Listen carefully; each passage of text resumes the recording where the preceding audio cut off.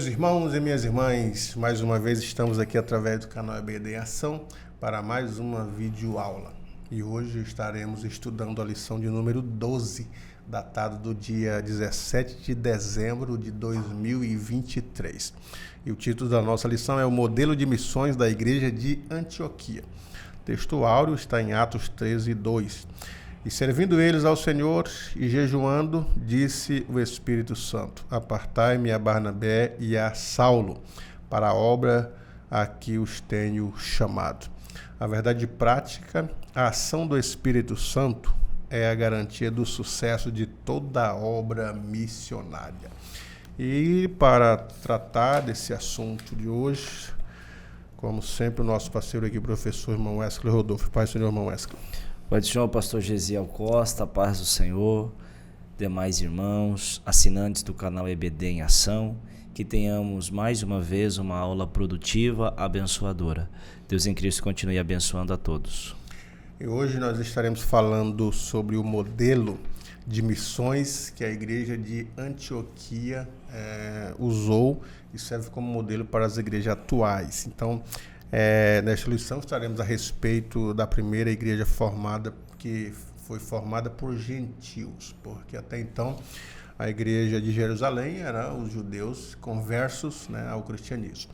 Mas a igreja de Antioquia era a igreja gentílica, isto é, que era formada não somente por judeus, mas pessoas de outras nacionalidades. Então foi a primeira igreja gentílica. Então veremos a sua formação, a sua fundação, a sua questão ministerial, a comunhão que eles tinham.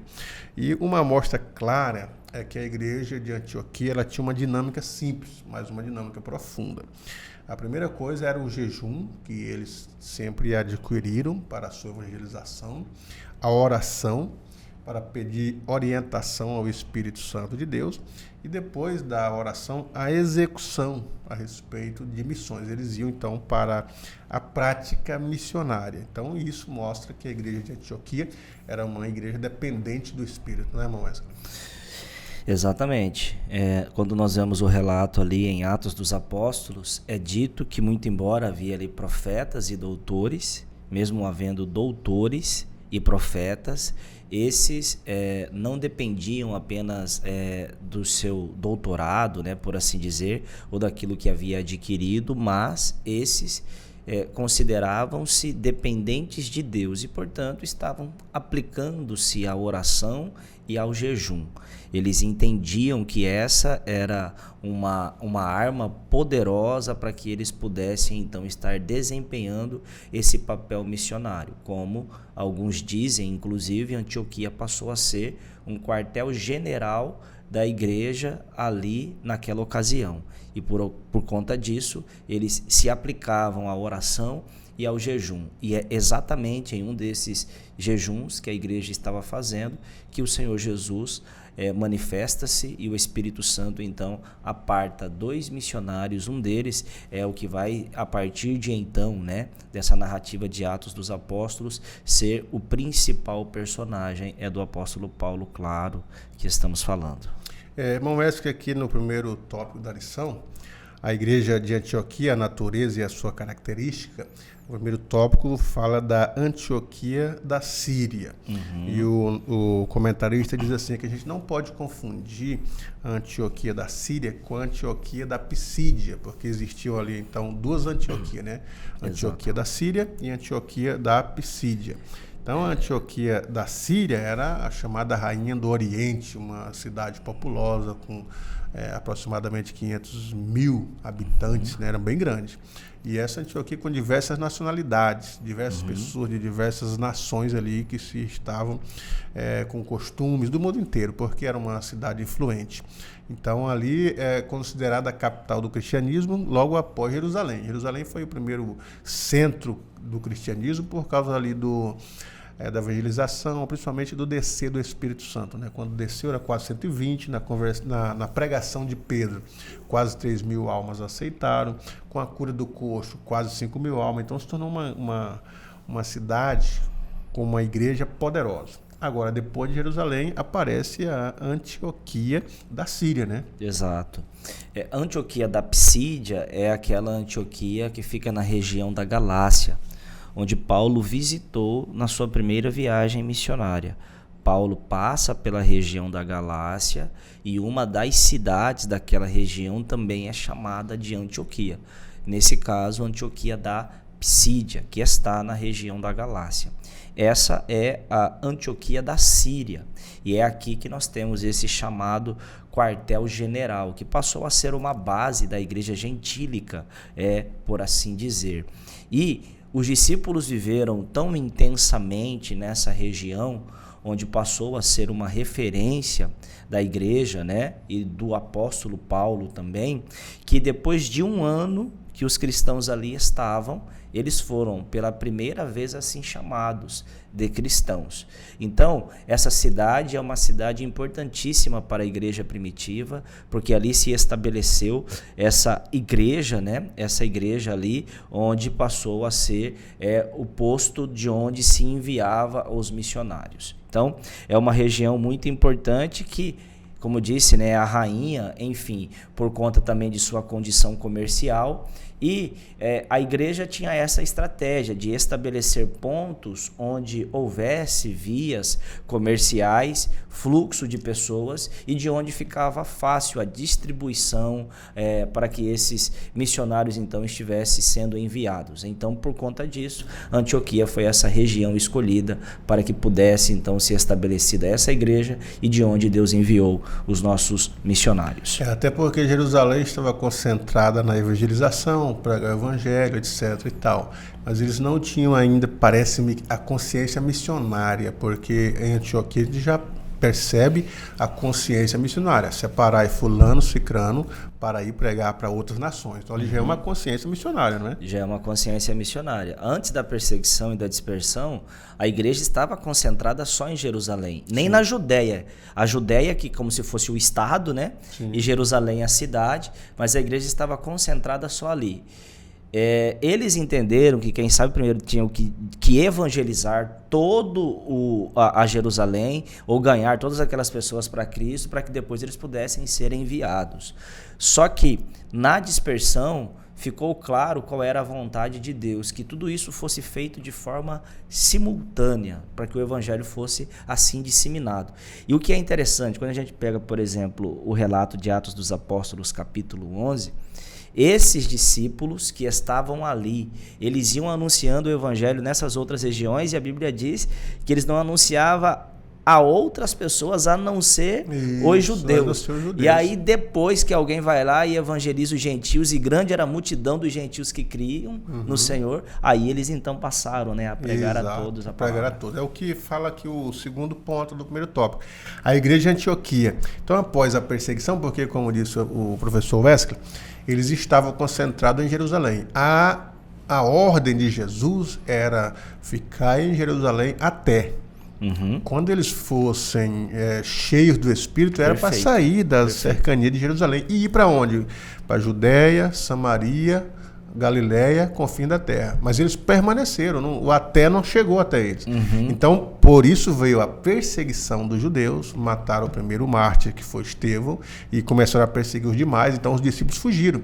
E Felipe, que chegou em Samaria, chegou em Samaria e começou a pregar o evangelho em Samaria, e os demais foram dispersos para a Judéia, Galiléia e inclusive Antioquia. Os cristãos se refugiaram nessas localidades, então começaram a pregar o evangelho ali. Porque o texto diz aqui, o Espírito Santo dirigiu os passos dos primeiros cristãos dispersos para os confins da terra, chegando a Antioquia da Síria. Então a igreja primeira gentílica, ali foi pregado o evangelho para aquela igreja. Muitos cristãos de outra nacionalidade aceitaram, se tornaram a igreja, e a partir daí nasce a consciência missionária. Vamos enviar também pessoas para pregar em outras localidades. E antes da continuidade, ele diz assim que as duas cidades mais importantes daquele período ali era Roma e Alexandria, né? Roma capital lá do Império. E Alexandria, e na sequência já vinha Antioquia, né? Antioquia da Síria, que era, além de ser grande, também era um centro estratégico. Por que era o centro estratégico? Por que o Espírito Santo dirigiu, né, para essas regiões estratégicas? Porque Antioquia tinha várias nacionalidades, eu até coloquei aqui, como o Pará. Por que os missionários foram designados exatamente para o Pará? Porque no Pará ali tinha várias nacionalidades. Então, quando o evangelho chegou sendo pregado ali para o Pará e para várias pessoas de outras regiões, quando eles voltaram para suas terras, voltaram com o evangelho. Inclusive, Maria de Nazaré, que estava no Pará, era cearense. Quando chegou no Ceará, ela que fundou o evangelho ali. Exato. Então, assim também foi em Antioquia. Várias nacionalidades. Então, os cristãos que foram aceitando ali, quando voltaram para suas terras de origem, chegaram já com o evangelho. Então, foi também algo estratégico pelo Espírito Santo a escolha de Antioquia da Síria. Exato, que aí automaticamente, sendo um ponto estratégico de concentração de pessoas de outras nacionalidades, automaticamente esses recebendo o evangelho, eles mesmos já seriam os multiplicadores, que ao chegarem, né, nas suas regiões, seriam os pregadores, os missionários que estariam fazendo a obra de Deus ali, enfim. Porque uma coisa é clara no livro de Atos dos Apóstolos, quando, por exemplo, o apóstolo Pedro é interrogado pelo Sinédrio, que eles mandam eles pararem de estar pregando sobre esse Nazareno, ou que ele estava falando porque estava causando alvoroço, Pedro diz: nós jamais podemos deixar de falar daquilo que temos visto e ouvido. Então, esses, quando eles eram alcançados pelo evangelho, eles saíam a anunciar o que Deus estava fazendo na vida deles, e isso era uma forma de multiplicar. E o senhor citou muito bem aí a questão de Filipe pregando em Samaria, e aí ele ali em Samaria, daqui a pouco o Espírito o transporta para a faixa de Gaza, né? Para que ali ele pudesse pregar também alguém diz que ele é o do ministério da fazenda da rainha de Candace, né? Etíope lá, o etíope, exatamente. Ele vai pregar para ele, dali, né? Ele é transportado para outro lugar, enfim. E então percebemos que o propósito de Deus era alcançar todas as pessoas e todas as nacionalidades. E ele se utilizou de todos os meios para que isso pudesse ser uma realidade, inclusive utilizando-se da perseguição. Claro que nós não romantizamos a perseguição a ponto de dizer que foi Deus que fez com que os judeus e os romanos perseguissem os cristãos. Não, mas Deus utilizou-se disso para cumprir um propósito, que era fazer com que a igreja se expandisse.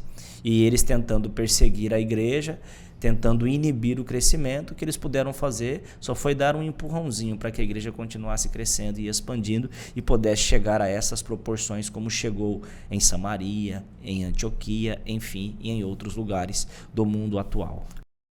E o terceiro ponto aqui diz que foi uma obra de leigo, porque quando os cristãos começaram a se dispersar por causa da perseguição, eles foram parar uma boa parcela em Antioquia. E pregando o evangelho, muita gente se converteu a Cristo. Então, a notícia chegou em Jerusalém, que também os gentios haviam recebido o evangelho, e os discípulos enviaram Barnabé, que era o doutor, né?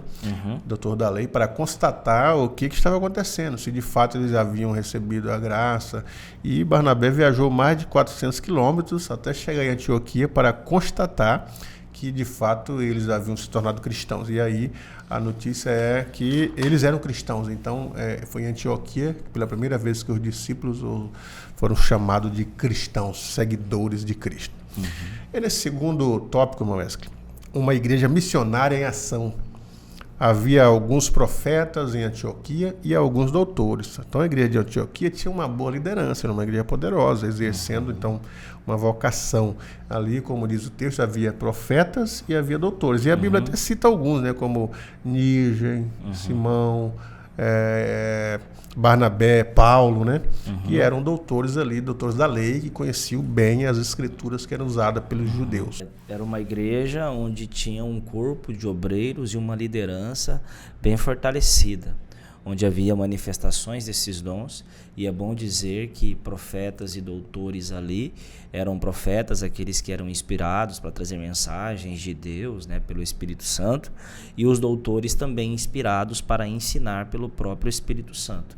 Então aquela igreja era uma igreja que estava exercendo o seu papel, cumprindo todas as suas funções no poder do Espírito Santo. Havia doutores, haviam profetas do Senhor, que ali desempenhavam as suas funções naquela igreja de Antioquia. E o resultado foi ter uma igreja fortalecida, uma igreja com discípulos esses, né, que se pareciam com Cristo a tal ponto de ser identificado com eles, e por isso esses discípulos foram pela primeira vez chamados de cristãos. Por que chamados de cristãos? Porque as pessoas que olhavam para aquela igreja, para os discípulos que lá estavam, diziam: eles parecem com o Cristo a quem eles pregam, e por isso os chamaram de cristãos, ou seja, eles se pareciam com Jesus.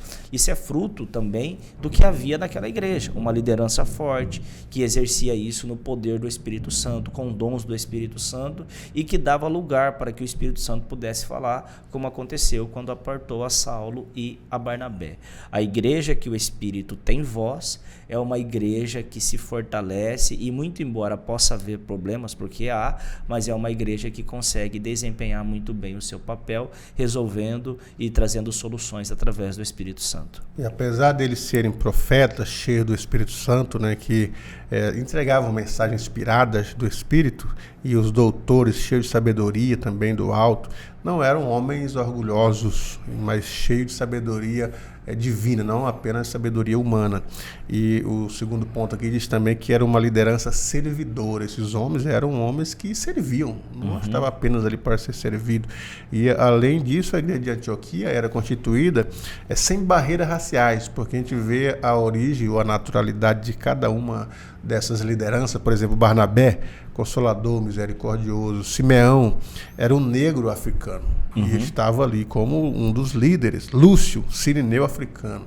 Manaém, irmão de criação ou de leite de Herodes, o tetrarca, o que mandou matar João Batista. Mesmo assim, a igreja não tinha nada contra essas lideranças ou esse parentesco de Manaém, porque ele era parente de Herodes e havia perseguido a igreja. Não, tratavam ele como um irmão, como alguém cheio do Espírito Santo. Paulo, que era fariseu, ex-perseguidor da igreja, também exercia ali cargo de liderança, e as pessoas entendiam que, por mais que essas pessoas outrora eram perseguidores, eram de outra nacionalidade, de outra religião, ou até mesmo tinham parentesco com algum perseguidor, mas eram pessoas transformadas, cheias de humildade, cheias do Espírito Santo, e estavam ali para servir. Eles tinham essa consciência de uma liderança servidora, né, Márcio?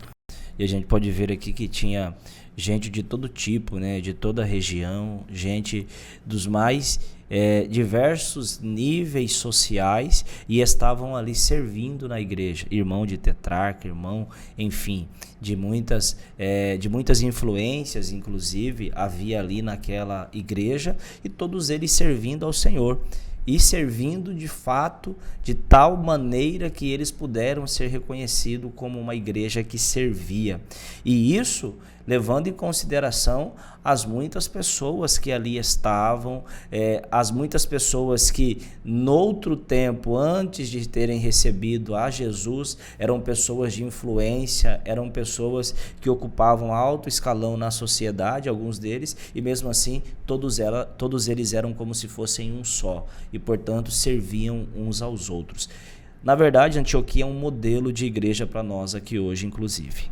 E também, quando o Espírito disse lá, apartai-me a Barnabé e a Saulo, a gente volta a dizer, a igreja estava em jejum, estava em oração, porque ali, como o modelo da igreja primitiva em Jerusalém, que permanecia em oração, em comunhão, no partir do pão, a igreja de Antioquia também aprendeu assim. Então, quando o Espírito Santo pediu que separassem a Barnabé e a Saulo para uma obra, e essa era a obra missionária, a obra de missões, foi o Espírito quem falou por causa deste propósito de jejum e oração.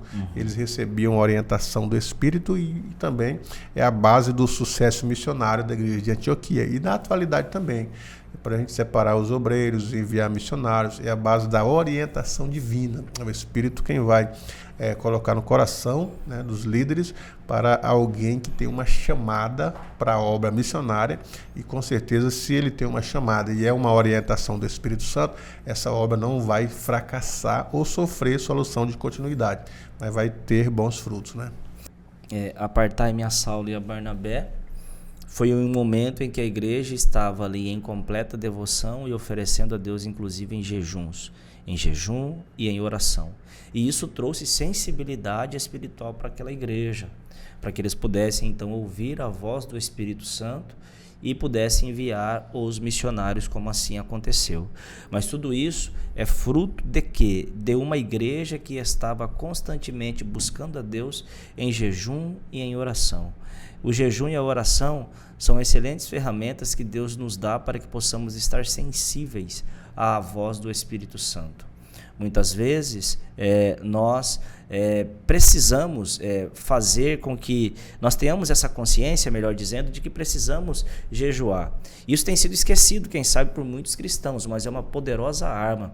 A arma que foi utilizada no Antigo Testamento e que Jesus não a invalidou no Novo Testamento. Jesus, por exemplo, presumiu que nós teríamos essa consciência de que deveríamos jejuar. Por exemplo, ele diz: quando fores jejuar, assim vocês devem fazer. Se ele diz quando fores, é porque então o jejum deveria ser uma prática nossa enquanto cristãos. A oração, nós temos vários ensinamentos e alguns deles estão atrelados ao jejum.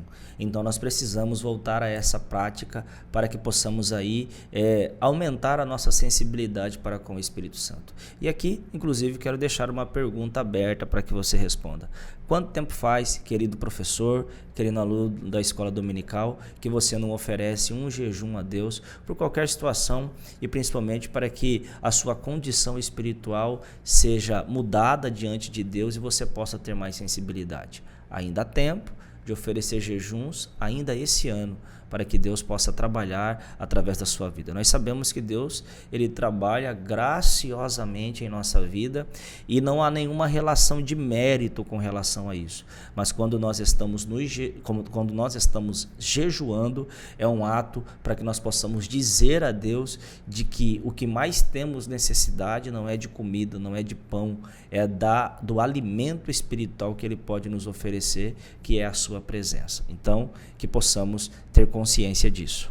E nesse terceiro tópico da nossa lição, o serviço de missões, o início das missões cristãs. Então, quando separaram a Barnabé e a Paulo, o Espírito Santo mandou separá-los e eles foram enviados para uma viagem, o que Lucas chama a primeira viagem missionária de Paulo, né? Então começa em Antioquia, com a escolha de Barnabé, de Paulo, depois eles escolheram João Marcos para levar com eles também, que era primo de Barnabé, pela ocasião que Barnabé saiu de Jerusalém, levou ele para Antioquia, e eles então partem para Chipre, na sua primeira viagem missionária. Porém, ao chegar em Perge, na Ásia, Marcos deixam ele, que deu aquele atrito entre os dois, né? Porque ele abandonou os companheiros de missões, então Paulo não gostou e teve um atrito ali com Barnabé. Depois separaram os dois, né? Barnabé e João Marcos, e Paulo levou Silas nas outras viagens. Agora, o roteiro dessas viagens, irmão Wesley, as atividades missionárias da Antioquia da Psídia, as missões, eles começaram em Icônio, em Listra, em Derbe, né? E então foram fazendo missões, pregando o evangelho ali, fundando os trabalhos, deixando pessoas tomando conta. Então a obra missionária basicamente ela começa nessas regiões com as características de visitas às cidades, de pregar o evangelho, levar, separar líderes para tomar conta dessas igrejas plantadas ali, não é? Exato. A primeira viagem missionária é Listra, Derbe, Perge, Antioquia da Psídia, né? Ali, essas regiões é a região da Galácia, né? E o apóstolo Paulo inicia por ali os seus trabalhos. Nos contado, por exemplo, em Atos dos Apóstolos, que Paulo chega a essa região por conta de uma enfermidade física. A ideia era ir um pouco mais avante, mas ele teve que fazer uma estadia ali por conta dessa enfermidade. E, portanto, ali ele pregou o evangelho naquela região para aquele povo e ficou ali por um tempo fazendo o anúncio do evangelho do Senhor Jesus Cristo. E ali nós vemos como o apóstolo Paulo teve um certo apreço e carinho por aquela região, que essa primeira viagem missionária de Paulo, quando ele passa por essa região da Galácia, inclusive, é a única região que Paulo passa em suas 3 viagens missionárias, ali naquela primeira região que ele foi. É claro que haviam problemas doutrinários ali, que o apóstolo Paulo teve que enviar cartas e teve que resolver, às vezes pessoalmente, por conta disso, por conta desse cuidado, ele teve que passar ali várias vezes, mas percebam que o Espírito Santo estava conduzindo, não só quando o Espírito diz apartai-me a Saulo e Barnabé, mas até na condução, aonde eles deveriam ir, a quem eles deveriam falar, enfim, como eles deveriam chegar, o Espírito dando estratégias para isso. E o livro de Atos dos Apóstolos vai nos dizer constantemente que o Espírito os proibia de ir em algum lugar e os ordenava para ir em outro, falava em visões, falava em sonho, conduzindo os missionários para que eles pudessem, então, de forma estratégica, chegar nos devidos lugares onde o evangelho deveria ser disseminado a partir dessa região. Então, eles foram, pregaram o evangelho, plantaram novas igrejas, discipularam, deixaram pessoas tomando de conta. E então, nessa sua primeira viagem, eles voltaram para a base, que era a Antioquia. E ali contaram os testemunhos, contaram o que aconteceu e com certeza foram reenviados para outras regiões. Então, inclusive aqui o terceiro ponto da lição fala até prestando contas. Isto é, ao final de cada uma das viagens missionárias, Paulo e sua equipe prestavam conta à igreja recomendada, que era a igreja de Antioquia, né? Então, evidentemente, a manifestação do poder de Deus na primeira viagem foi grande, que eles tiveram sucesso, mas o que é interessante é que eles não eram missionários independentes, não foram e fundaram o trabalho e respondiam somente ao Senhor, não. Eles vinham para relatar as atividades para a igreja de origem, a igreja base, aonde haviam enviado eles. Apesar das oposições, dos obstáculos, o resultado sempre glorificava a Deus, mas eles tinham essa consciência de que deveriam prestar conta à igreja que foi enviada. Por isso que eles sempre retornavam à Antioquia da Síria, para contar dos resultados, do como que foi a missão, quantas pessoas ganharam a implantação de novas igrejas, o discipulado de novos obreiros. Então eles sempre voltavam para a base, para prestar contas à igreja que havia enviado eles, né? Exatamente. E isso demonstra que eles tinham um compromisso com a igreja que os havia enviado. E isso é um modelo porque não existe missionário independente que não é enviado por nenhuma igreja. Quem estava enviando aqueles discípulos, aqueles missionários, era o Espírito Santo. Mas perceba que o Espírito Santo não diz, eu estou apartando a Saulo e a Barnabé para a obra que eu os tenho chamado. Não, ele diz, apartai-me, ou seja, a igreja participa do processo da separação, de apartar esses 2 homens, de separar esses 2 homens para que eles sejam missionários. E aí então, ao retornarem, eles então prestam contas daquilo que o Espírito, daquilo que Deus estava fazendo através da vida deles nos lugares onde eles estavam sendo direcionados pelo Espírito Santo. Essa é uma característica. A igreja é quem enviava. O apóstolo Paulo deixa isso claro, por exemplo, quando escreve aos Romanos. Ele diz que queria estar lá com aqueles irmãos, passar uma estadia ali com eles e depois que aqueles irmãos de Roma, a igreja de Roma, o pudesse enviar como missionário para a Espanha. Ou seja, ele como um apóstolo, como tendo recebido do Senhor tantas revelações, ele poderia dizer, eu vou para a Espanha, mande-me uma oferta aí para contribuir com a minha obra missionária, mas não, ele quer estar lá e quer que a igreja participe disso e que a igreja o envie para a Espanha. Então, a igreja é quem vai enviar missionários. Os missionários não podem ser independentes. Eles precisam do respaldo de uma igreja. O apóstolo Paulo entendeu isso muito bem e, mais uma vez, a igreja que estava em Antioquia serve-nos de modelo para que possamos lidar, então, com essas questões missionais. Até porque a igreja, a base das missões, é quem vai estar na retaguarda, em oração, em jejum, em contribuição, em instrução e até na ajuda, se possível, de mais novos missionários para ajudar lá. E aí, encerrando esse ponto aqui, diz que quem leva a preciosa semente andando e chorando, voltará sem dúvida com alegria, trazendo consigo seus molhos. Foi o que aconteceu com Paulo e com Barnabé. Voltaram contando do resultado da obra missionária, das igrejas plantadas. Nós vemos ali a igreja da Galáxia, a igreja de Tessalônica, de Filipe, Colosso, tudo fundada por Paulo. Então ele volta contando das bênçãos de Deus decorrente dessas viagens missionárias e dessas designações missionárias que receberam da igreja de Antioquia da Síria, né? Exatamente.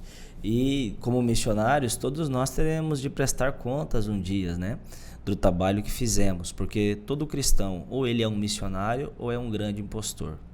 E se tivéssemos agora de ouvir a sua prestação de contas, o que é que você apresentaria a Deus? Então, temos oportunidade de fazer essa obra com apreço, com todo o desvelo possível. Então aproveite as oportunidades que Deus tem nos dado para fazer essa obra. Paulo diz: instem a tempo e fora de tempo. Pregar o evangelho é uma obrigação de todo cristão. Paulo diz: ai de mim se não pregar o evangelho, porque foi-me imposta essa obrigação. É claro que o nosso relatório não deve ser de quantas almas nós temos ganho para o Senhor Jesus Cristo, não.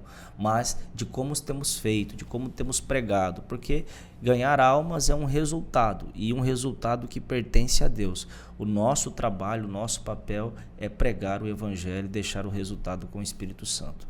Nosso trabalho não é ganhar as almas, nosso trabalho é pregar o Evangelho. Almas quem ganha é o Espírito de Deus. E assim estamos concluindo mais uma lição. E dizendo que investir em missões é investir no reino de Deus. A igreja que investe em missões, que tem essa consciência missionária, que vai orar, jejuar, contribuir e enviar os missionários, e aqueles que têm vontade de ganhar almas, vai receber talentos de Deus, dons espirituais, para que possam desenvolver essas sublimes missões, que é ganhar vidas para o reino de Deus. E quem ganha almas para o reino de Deus, ele ganhará também o seu talento, o seu galardão, que é o maior valor que tem, é o de ganhar almas. Aquelas pessoas que receberão o galardão por desenvolver os dons espirituais na igreja para edificação. Mas quem ganha almas, sábio é e cobre uma multidão de pecados. Muito bem. Deus abençoe a todos. Que tenhamos uma ótima aula esse final de semana.